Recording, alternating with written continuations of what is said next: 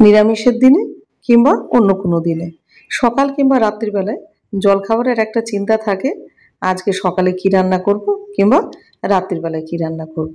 লুচি কিংবা রুটির চেনা ছক থেকে বেরিয়ে একবার এইভাবে দই পরোটা খেয়ে দেখতে পারেন। সম্পূর্ণ নিরামিষভাবে পেঁয়াজ রসুন ছাড়া এইভাবে দই পরোটা একবার যদি বানিয়ে খান কিন্তু বারবারই খেতে ইচ্ছা করবে। নমস্কার, কেমন আছেন সবাই? নিশ্চয়ই খুব ভালো আছেন। বাসন্তী রান্নাঘরে সবাইকে স্বাগত। আজকে আপনাদের সামনে তুলে ধরেছি নরম তুলতুলে একদম মুঠ বেঁধে হাতের মধ্যে চলে আসা দুর্দান্ত স্বাদের একটা দই পরোটা রেসিপি। আশা করি ভিডিওটা আপনাদের খুব ভালো লাগবে, আর ভালো লাগলে অবশ্যই আমার পাশে থাকবেন। তাহলে চলুন শুরু করা যাক। দই পরোটার জন্য প্রথমে নিয়েছি 1 কাপ এখানে টক দই, আর টক দইটা চেষ্টা করবেন ফ্রেশ নেওয়ার। আর তার সাথে নিয়েছি এখানে 1 পোয়া উষ্ণ গরম দুধ নিয়েছি, আর দুধটা অবশ্যই কিন্তু উষ্ণ গরমই হতে হবে, না খুব গরম কিংবা ঠান্ডা। আর দেব হাফ চামচ মতো চিনি, আর চিনিটা অবশ্যই দেবেন যেহেতু টক দই ব্যবহার হচ্ছে, টক ভাবটা ব্যালেন্স করবে। আর দিয়ে দেবো হাফ চামচ লবণ, আর সবশেষে দিয়ে দেবো 1 চামচ গাওয়া ঘি। আপনারা এখানে চাইলে রিফাইন্ড অয়েলও ব্যবহার করতে পারেন, তবে গাওয়া ঘি দিলে পরোটার টেস্টটা কিন্তু আরও বেশি ভালো আসে। এবার এটা ভালোভাবে মিশিয়ে নেব যাতে দুধ, চিনি, লবণ এবং ঘি মোটামুটি ভালোভাবে মিশে যায় সব একসাথে। এবারে দিয়ে দেবো 2 কাপ আটা।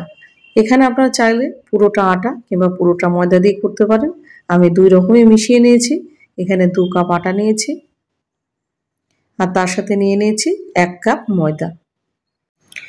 আর আটাটা মাখার সময় কিন্তু কোনোভাবে জল ব্যবহার করব না, কেননা সেই মাপ অনুসারে এগুলো দেয়া আছে, জল লাগবেই না। খুব ভালোভাবে ডোটাকে তৈরি করতে হবে। পারফেক্ট ডো তৈরি না হলে কিন্তু পরোটাটা কোনোভাবেই কিন্তু নরম হবে না।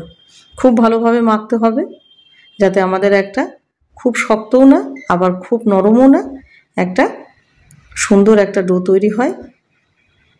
এবার এটা মাখা হয়ে গেছে। এবার এর উপর দিয়ে মোটামুটি 1 চামচ মতো রিফাইন্ড অয়েল আমি এটাকে মাখিয়ে রাখবো ডোটার উপরে। ভালোভাবে মাখিয়ে রাখলাম। মাখিয়ে রাখার পরে এবার এটা আধ ঘন্টার জন্য এটাকে রেস্টে রেখে দিতে হবে। আধ ঘন্টা পর ফিরে আসলাম। এবার ডো কিন্তু আমাদের রেডি হয়ে গেছে একদম পারফেক্টভাবে। কত সুন্দর নরম হয়েছে দেখুন, না খুব নরম না শক্ত, একদম পারফেক্টভাবে ডোটা রেডি হয়ে গেছে। এবার এটাকে আরেকটুখানি মেখে নিই। মাখার পরে এবার এক এক করে লেচি কেটে নেব।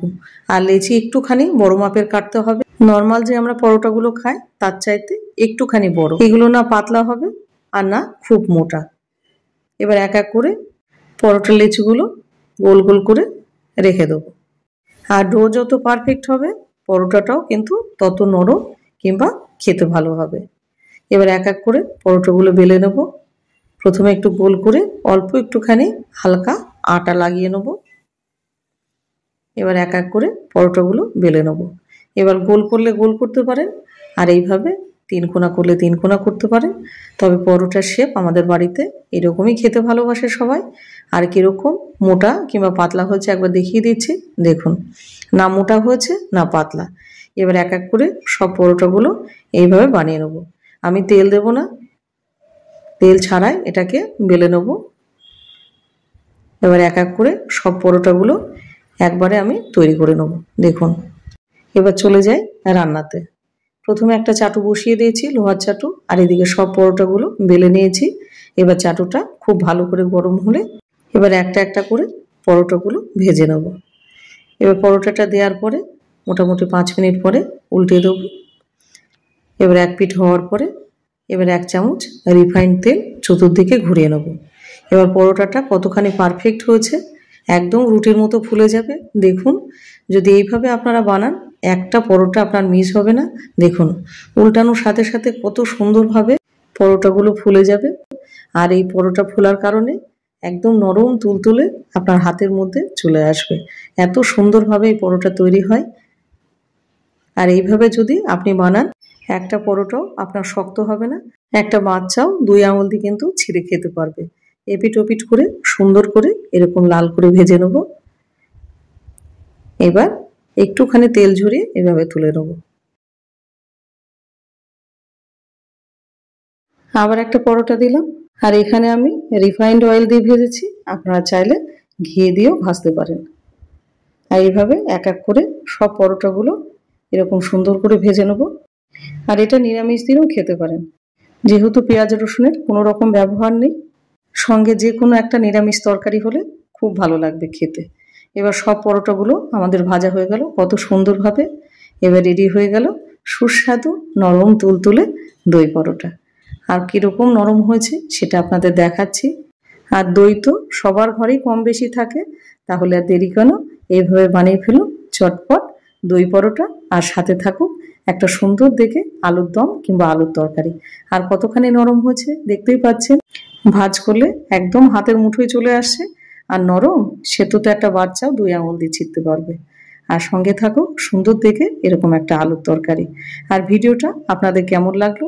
আশা করি ভিডিওটা আপনাদের খুব পছন্দ হয়েছে, কারণ এত সুন্দর একটা সুস্বাদু একটা পরোটা রেসিপি আপনাদের সামনে তুলে ধরলাম, যেটা খুব সহজেই আপনি বাড়িতে বানিয়ে নিতে পারবেন এবং পরোটা খাইয়ে সবার মন জয় করতে পারবেন। আর ভিডিওটা ভালো লাগলে একটা লাইক কমেন্ট শেয়ার করতে ভুলবেন না। তবে আজ আসি।